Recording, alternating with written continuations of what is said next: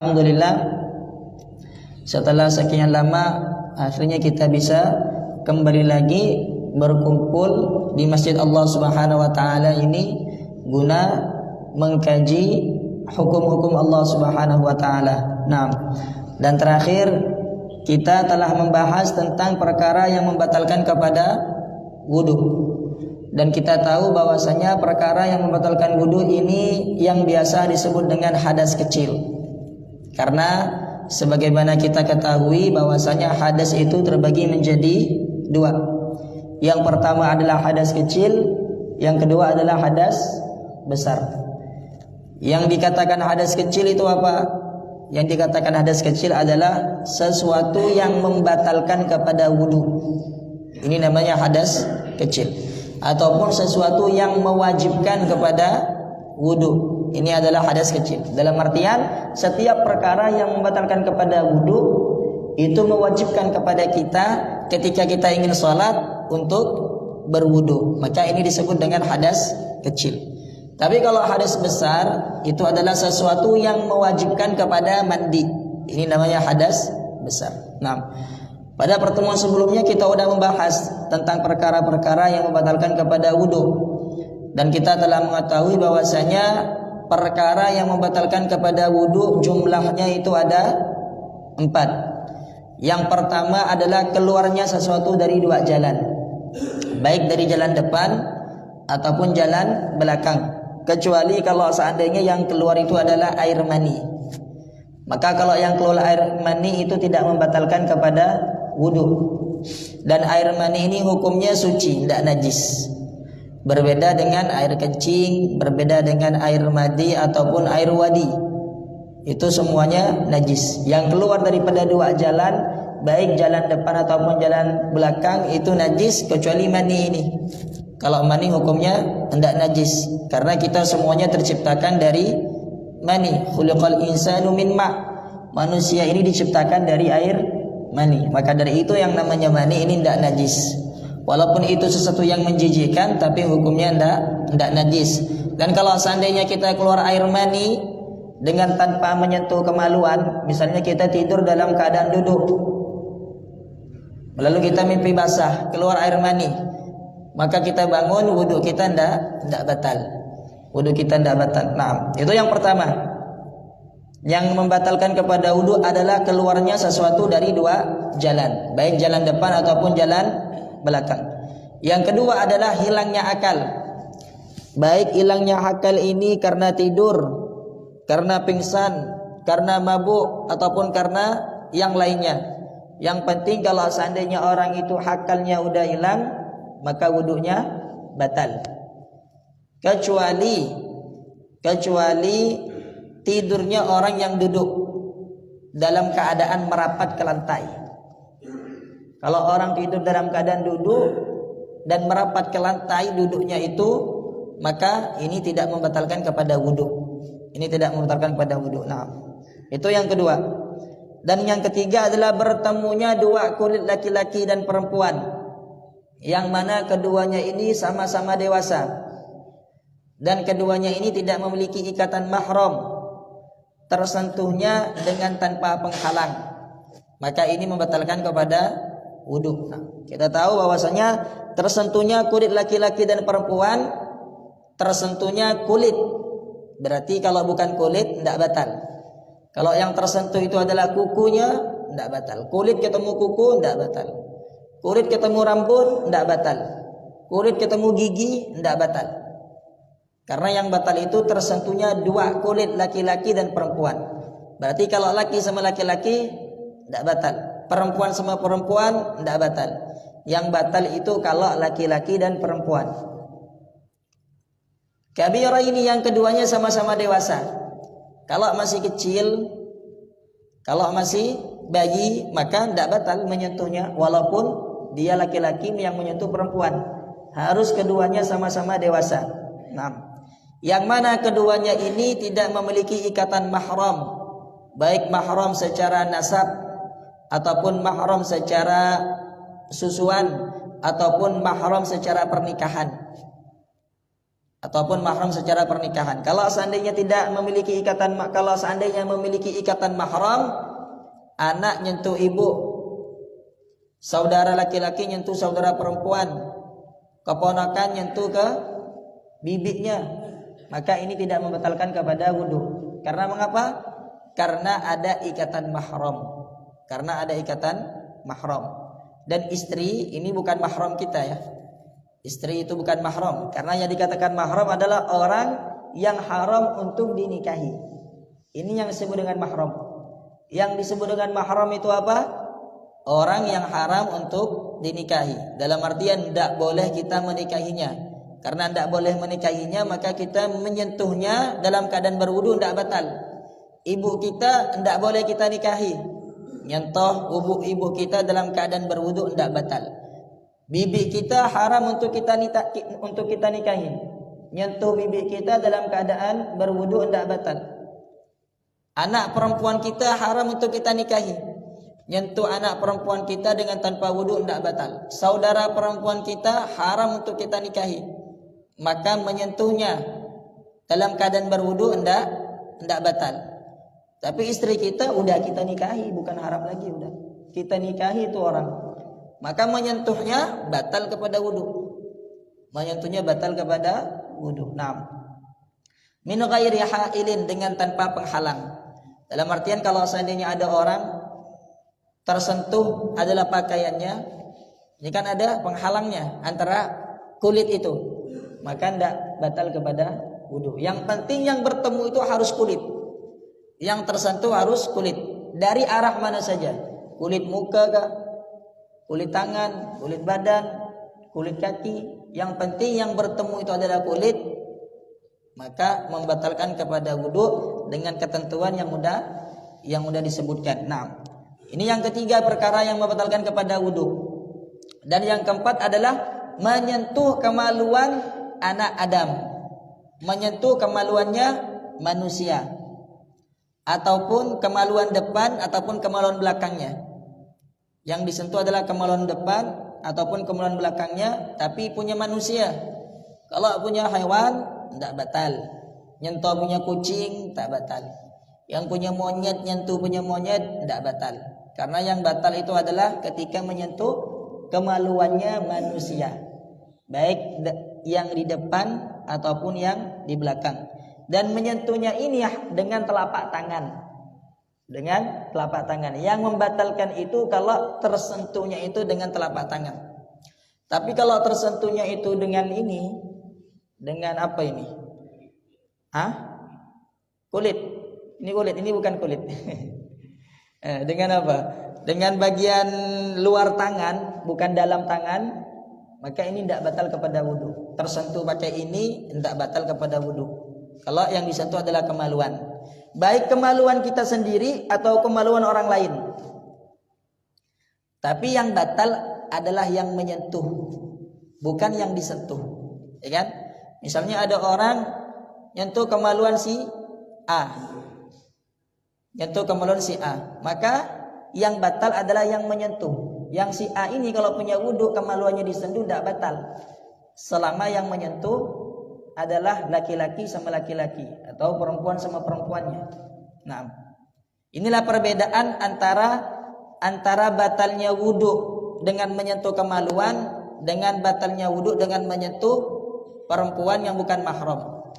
Kalau menyentuh perempuan yang bukan mahram, dari arah manapun batal wudunya kan? Mau tersentuh pakai telapak tangan, mau tersentuh pakai keluar tangan, pakai siku, dari arah mana saja batal kepada wudu. Itu yang pertama. Tapi kalau menyentuh kemaluan harus pakai telapak tangan. Perbedaannya. Yang kedua, kalau menyentuh perempuan yang bukan mahramnya batal dua-duanya. Yang disentuh dan yang menyentuh sama-sama batal. Tapi kalau yang disentuh adalah kemaluan, misalnya ada orang nih nyentuh kemaluan yang lainnya mau bersunat, ya kan? Kita pikirannya positif, tidak boleh pikiran negatif. Ada orang mau nyunat anak, dia punya wudu misalnya, si anak juga punya wudu, lalu dipegang lah tuh benda tuh misalnya, maka yang batal ini adalah yang menyentuh, yang nyunat batal. Kalau yang disunat Tidak batal wudunya. Yang sunnah tidak batal. Naam. Dan yang disebut dengan kamulan itu harus dikasih tahu ya. Ini adalah batangnya saja. Batangnya ini adalah yang membatalkan kepada wudu. Kalau seandainya yang di bawahnya itu yang ada 2 guli itu, nah itu tidak batal. Menyentuh itu tidak batal. Yang membatalkan hanya ketika menyentuh batangnya. Karena terkadang ada orang yang Masya Allah takut dia nyentuh paha aja wudu, takut, ya kan? Kalau sebagai bentuk ihtiyat tidak apa-apa, tajdidul wudu tidak apa-apa. Tapi sebenarnya yang membatalkan itu adalah ketika kita menyentuh batangnya. Dan ini harus kita kasih tahu karena tentang hukum. Nah, ini merupakan sesuatu yang berkaitan tentang perkara-perkara yang membatalkan kepada wudu yang sudah kita jelaskan pada pertemuan sebelumnya secara rinci. Nah, kemudian setelah ini kita akan membahas tentang masalah air. Tentang masalah air. Karena air ini adalah sesuatu yang telah Allah Subhanahu wa taala jadikan sebagai alat untuk bersuci. Allah Subhanahu wa taala telah menjadikan air ini adalah salah satu alat untuk bersuci, ya kan? Dan alat untuk bersuci ini bukan cuma air ya. Ada yang pertama air. Alat untuk bersuci itu yang pertama air. Dan air ini yang paling kuat. Air bisa kita gunakan untuk bersuci dari hadas, bisa gunakan untuk bersuci dari najis. Ini air lebih kuat. Yang kedua alat bersuci adalah apa Pak? Adalah debu. Debu juga alat untuk bersuci. Tapi debu ini tidak bisa digunakan untuk menghilangkan najis. Hanya bisa digunakan sebagai pengganti dari wudu.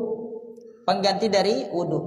Pada hakikatnya debu ini yang biasanya kita gunakan dengan cara bertayamum, ya kan? Debu ini kita jadikan alat bersesuci dengan cara bertayamum. Debu ini tidak menghilangkan kepada hadas.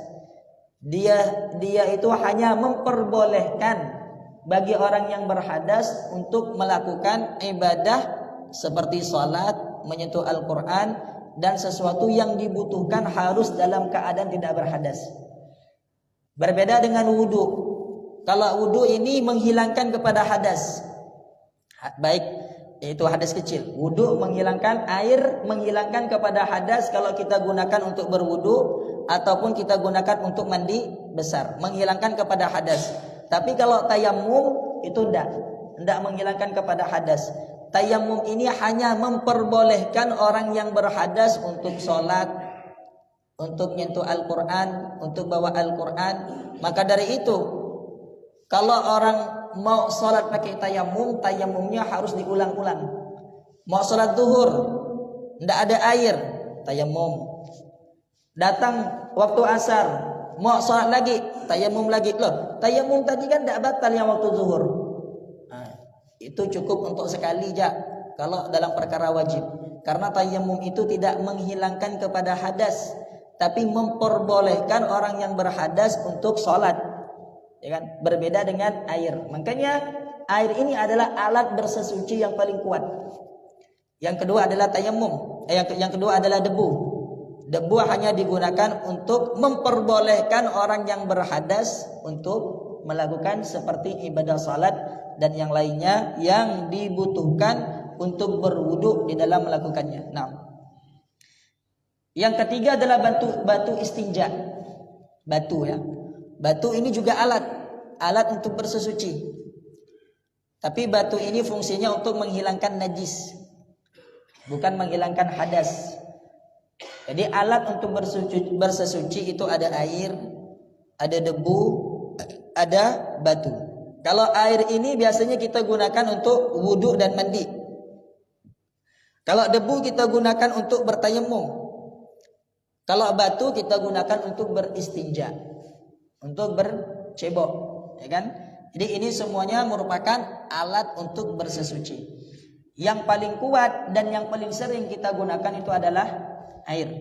Maka dari itu perlu bagi kita untuk mengetahui air seperti apa yang bisa digunakan untuk bersesuci.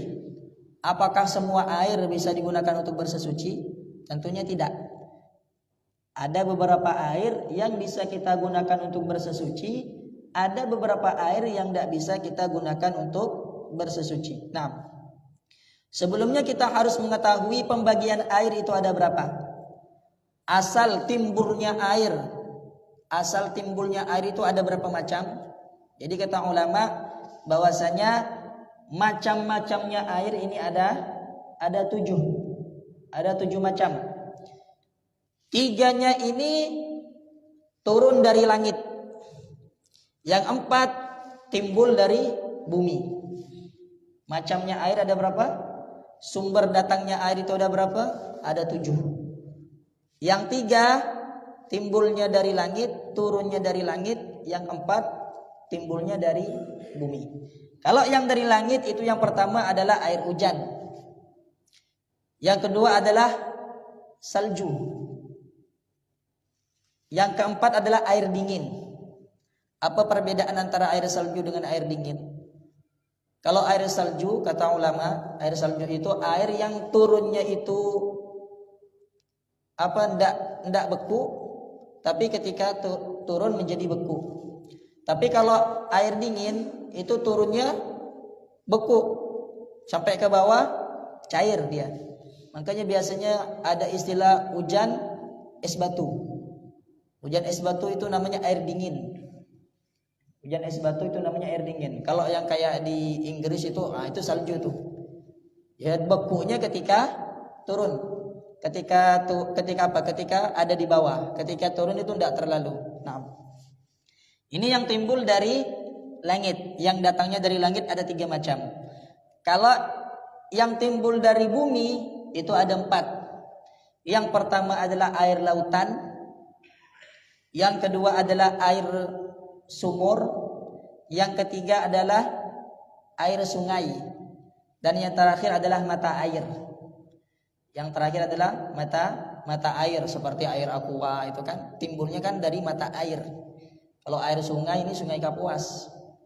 Ya, punya kita Sungai Kapuas. Kalau air sumur, air yang kita gali. Kalau air lautan, itu udah ma'ruf. Nah, ini tentang pembagian air. Jadi macamnya air itu ada 7 macam. Nah, dan paling afdalnya air. Jadi bukan cuman zaman yang ada keistimewaan lebihnya, ya kan? Kalau zaman udah kita tahu ada keistimewaan lebihnya. Sebentar lagi kita akan masuk bulan Ramadan. Bulan Ramadan adalah bulan yang paling baik di antara bulan-bulan yang lainnya. Hari Jumat adalah hari yang paling baik di antara hari-hari yang lainnya. Mekah, Madinah tempat yang paling baik di antara tempat-tempat yang lainnya. Para nabi, para rasul, para ulama, para wali adalah orang-orang yang paling baik di antara orang-orang yang lainnya. Air pun juga ada yang memiliki keistimewaan lebih daripada air-air yang lainnya. Ya kan?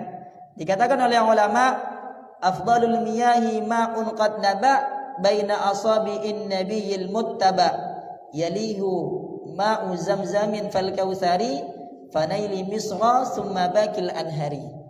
Ini merupakan urutan air-air yang paling afdal.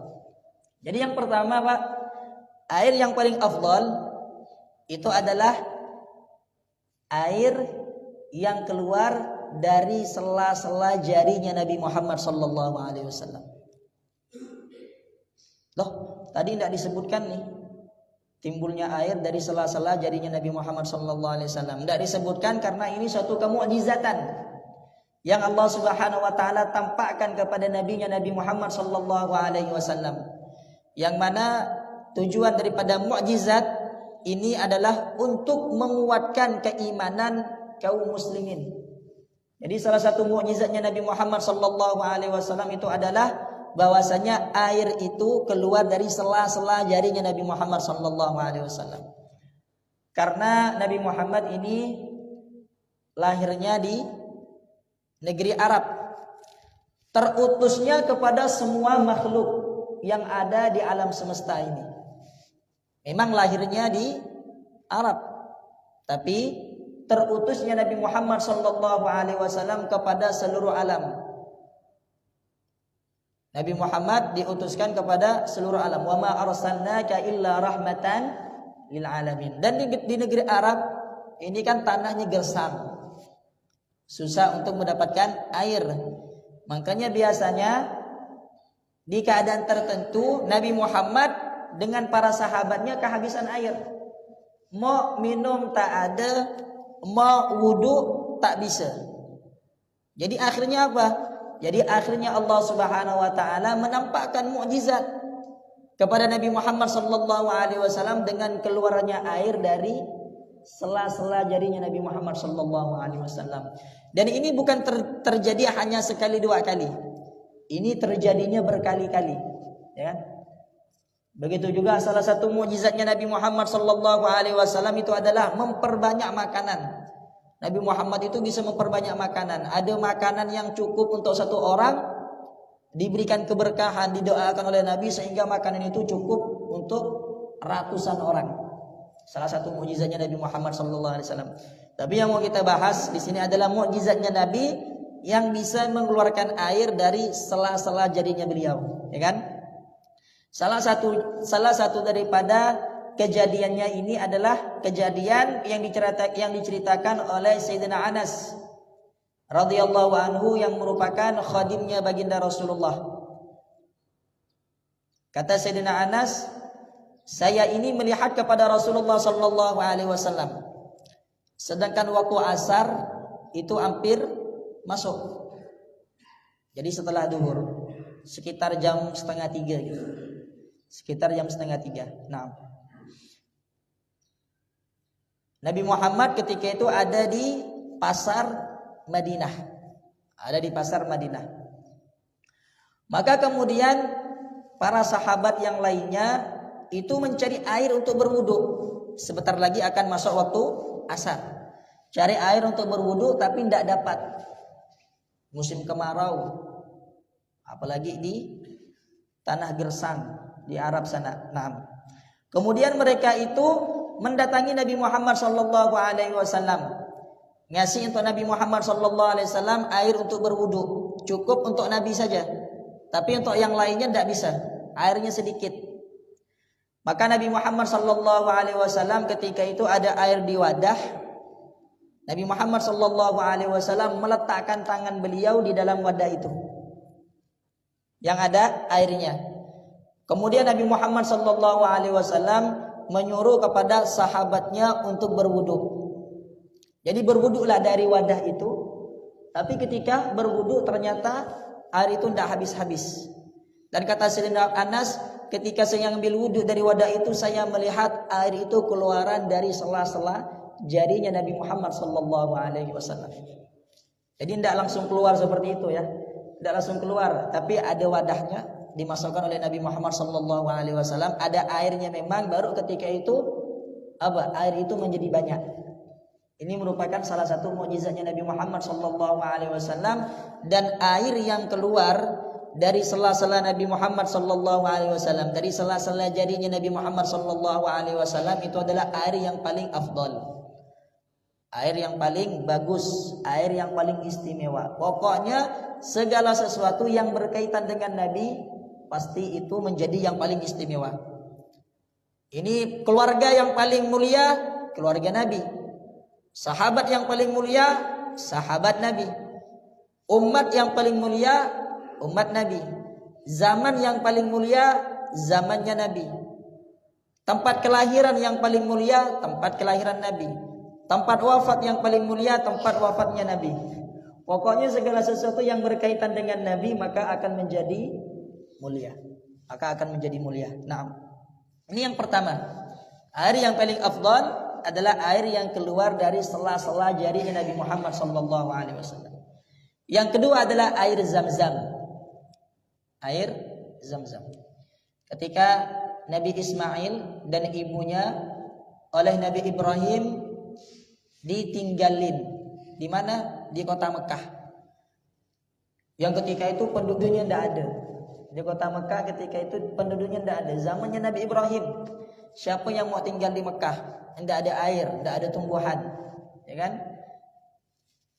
Nabi Ismail dengan ibunya disimpan di sana. Akhirnya kehausan Nabi Ismail. Kehausan. Ibunya cari air, mondar-mandir dari Bukit Safa ke Bukit Marwah nyari air sampai 7 kali tidak dapat. Sampai akhirnya Nabi Ismail yang ketika itu masih kecil mencakar-cakar tanah. Mencakar-cakar tanah, akhirnya timbul air dari Allah Subhanahu wa taala yang sampai sekarang air itu tetap mengalir. Namanya air Zam-Zam. Itu air sumur itu dikali oleh Nabi Ismail ketika masih kecil, sumur Zam-Zam. Maka sumur Zam-Zam ini, air Zam-Zam, air yang nomor 2 dari segi keistimewaannya.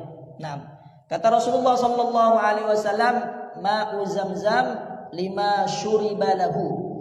Air Zam-Zam ini tergantung dari apa yang diniatkan ketika minum. Jadi kalau seandainya kita punya air Zam-Zam, ketika minum niatkan dulu, kepengen apa sih dari air yang kita minum ini?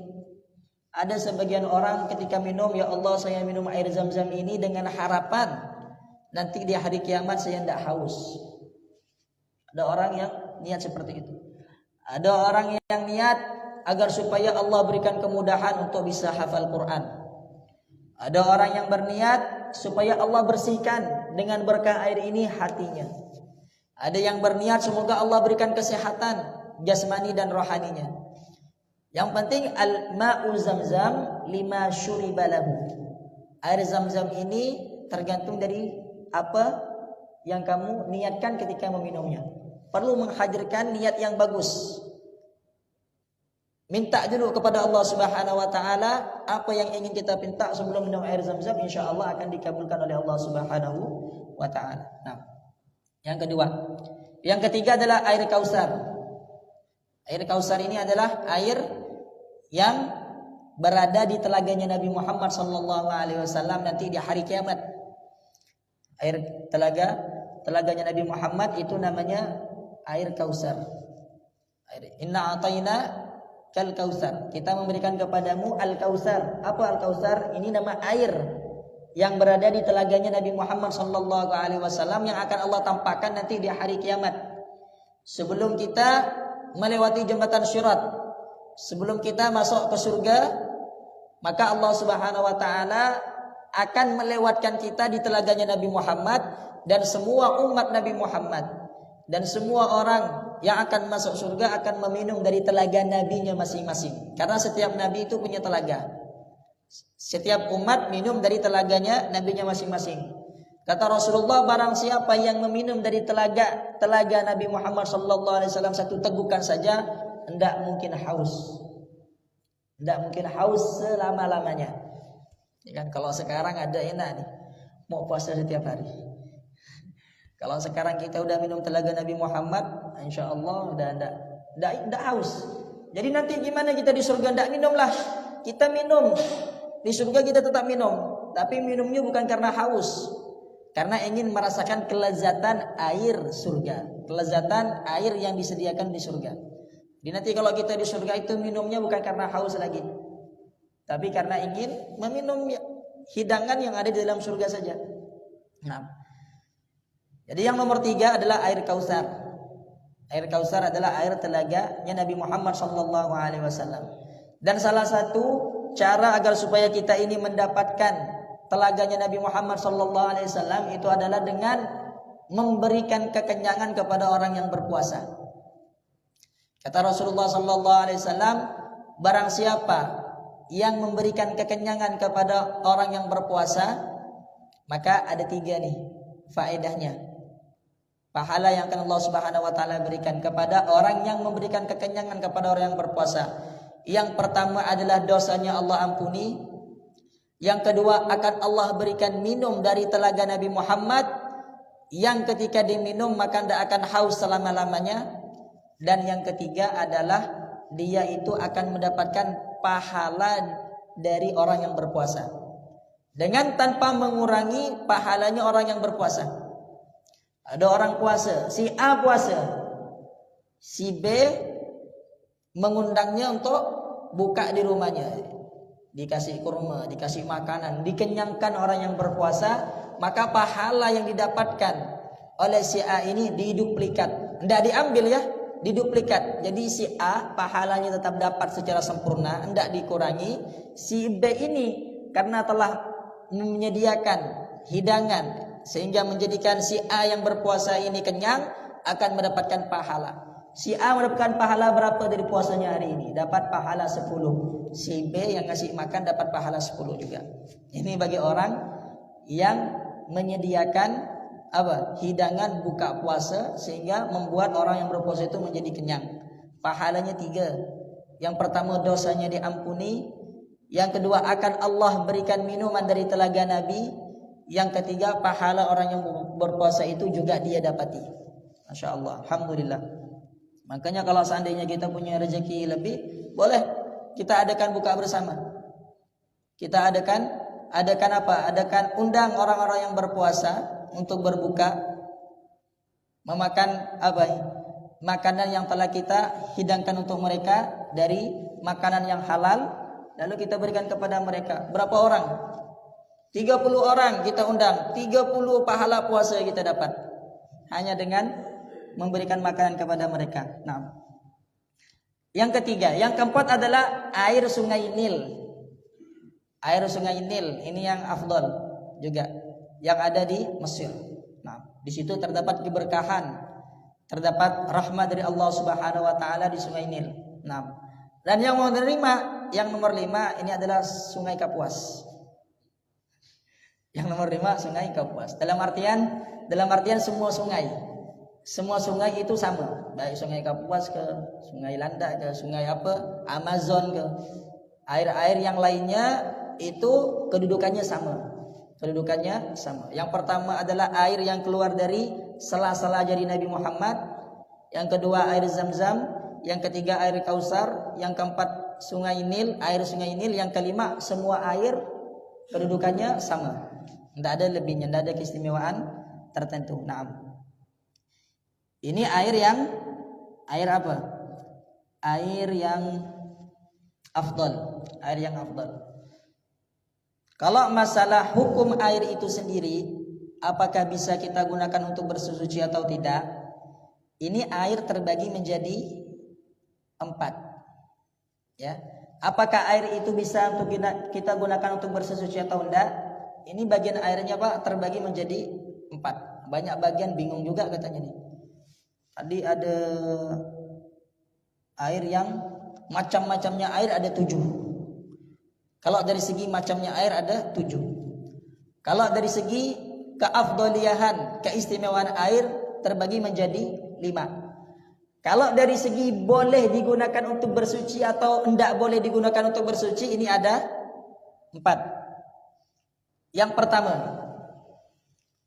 pertama adalah air yang suci mensucikan, tidak makruh digunakan. Airnya suci mensucikan, tidak makruh digunakan. Ini adalah air yang 7 itu tadi. Air hujan, air salju, air dingin, air lautan, air sumur, air sungar, dan air mata air. Ini 7. Ini tidak apa-apa. Suci mensucikan, tidak makruh untuk digunakan. Ada air yang suci mensucikan tapi makruh digunakan. Seperti air yang sangat panas, air yang sangat dingin. Itu air suci mensucikan.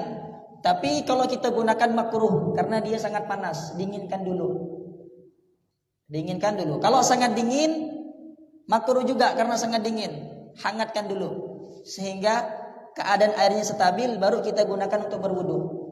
Itu yang kedua. Yang ketiga, air yang suci tapi tidak mensucikan. Air yang suci tapi tidak mensucikan.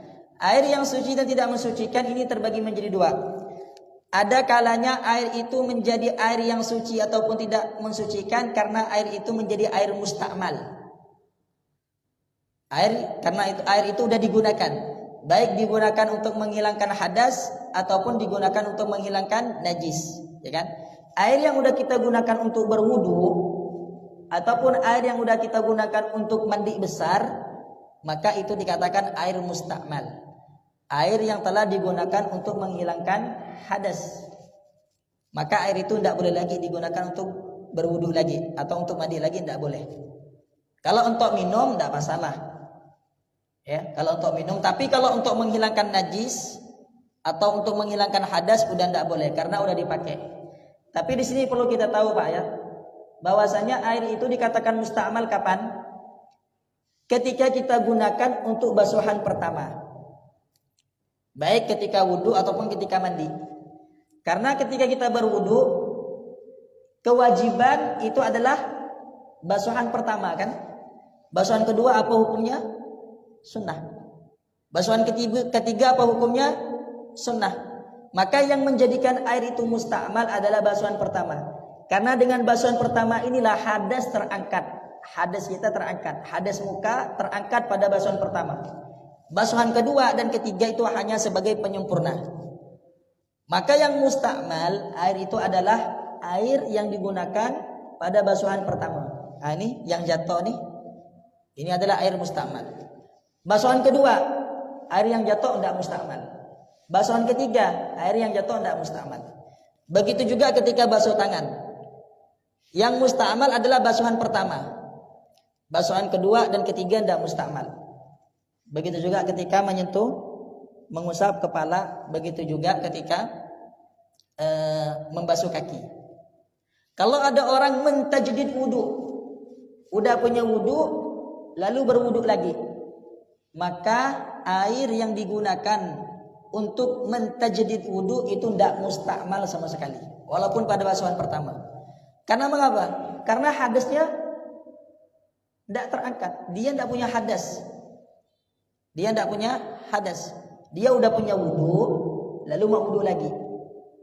Udah punya wudu, mau wudu lagi. Maka wudu yang kedua ini, dia udah punya wudu, maka air yang digunakan untuk berwudu itu bukan air musta'mal.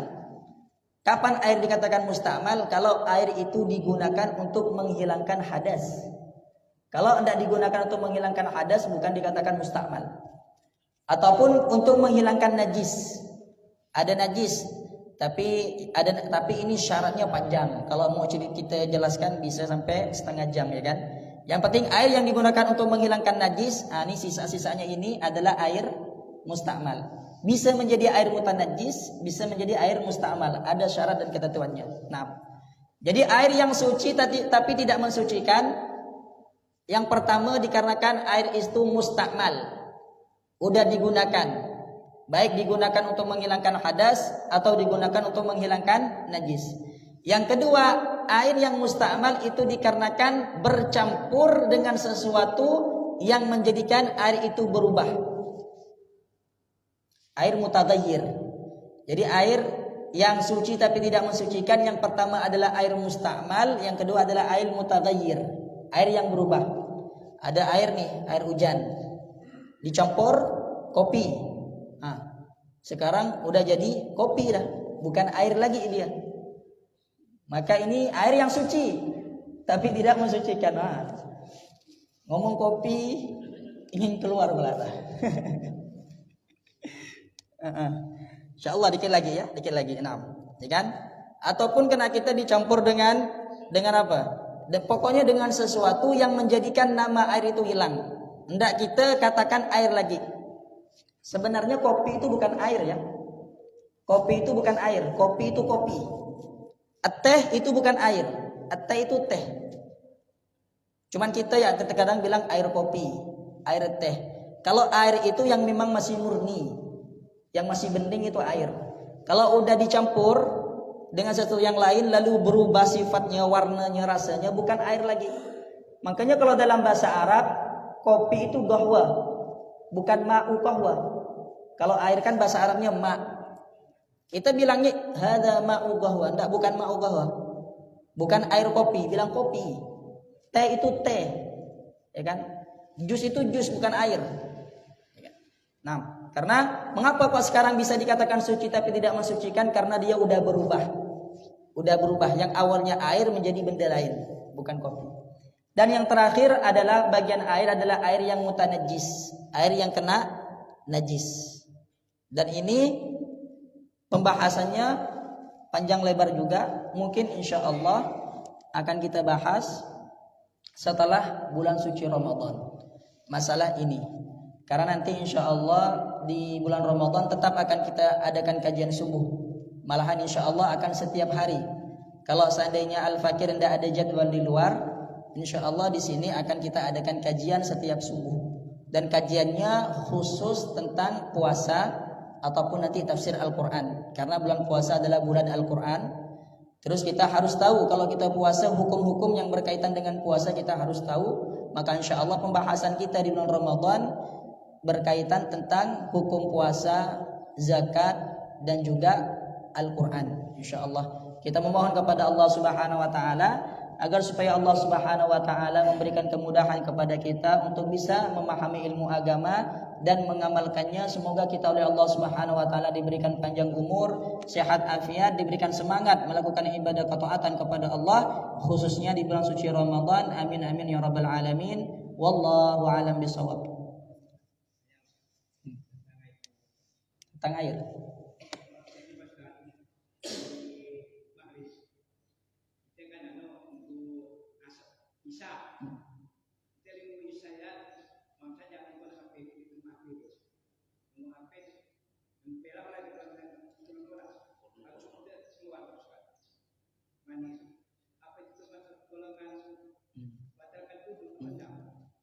Keluar mani langsung.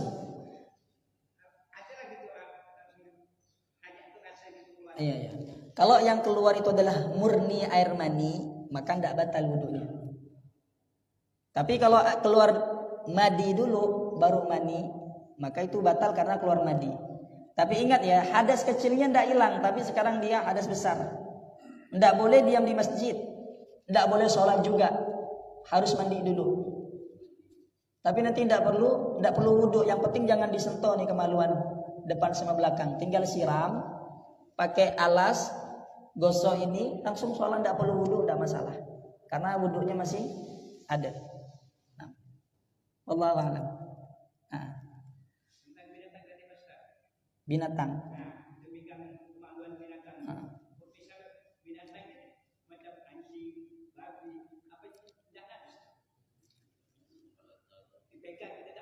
Masalah najisnya tidak batal.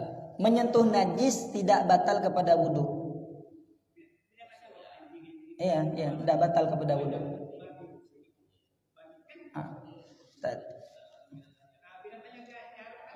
Nah, yang membatalkan kepada wudu cuma 4 tadi itu.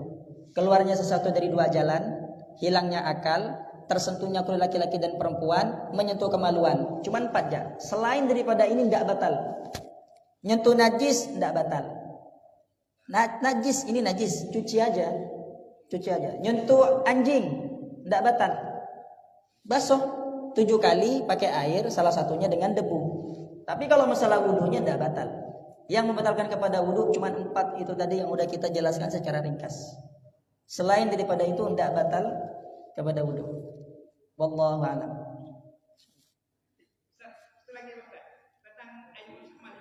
Air mustamal. Kita kan iklan di pasar apa itu ngambil wudu. Masa tetesan dari orang itu jatuh ke kita apa terus air mustamal. Kalau seandainya itu adalah basuhan pertama itu tadi dari orang itu. Karena yang mustamal itu kapan? Tadi ana bilang basuhan pertama. Nah, kalau yang jatuh ke tangan kitanya adalah basuhan pertama dari orang itu, bisa memustamalkan air ini. Bisa memustamalkan ini. Tapi kalau seandainya itu basuhan kedua atau ketiganya tidak masalah. Karena basuhan kedua yang 3 bukan mustamal. Basuhan mustamal itu adalah basuhan yang digunakan untuk menghilangkan hadas, dan itu terjadi pada basuhan pertama saja. Allah alam. Waalaikumsalam warahmatullahi wabarakatuh.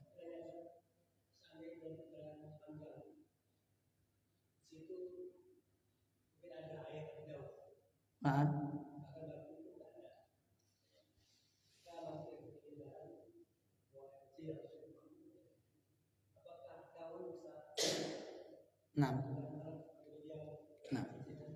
daun bisa dengan syarat tertentu.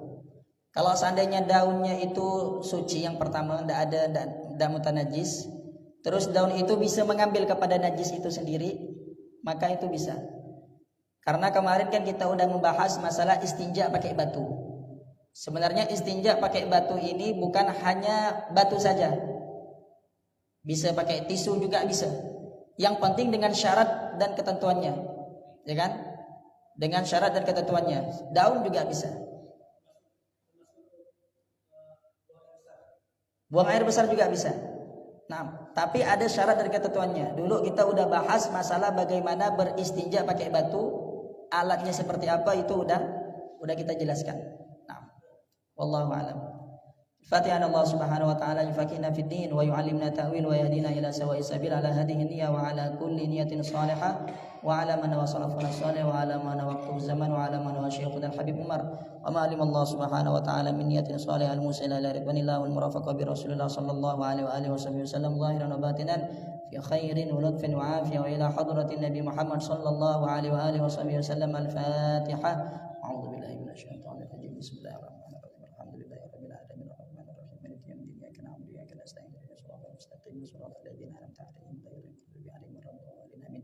Subhanakallahumma wa bihamdika asyhadu an la ilaha illa anta astaghfiruka wa atubu ilaik. Assalamualaikum warahmatullahi taala wabarakatuh.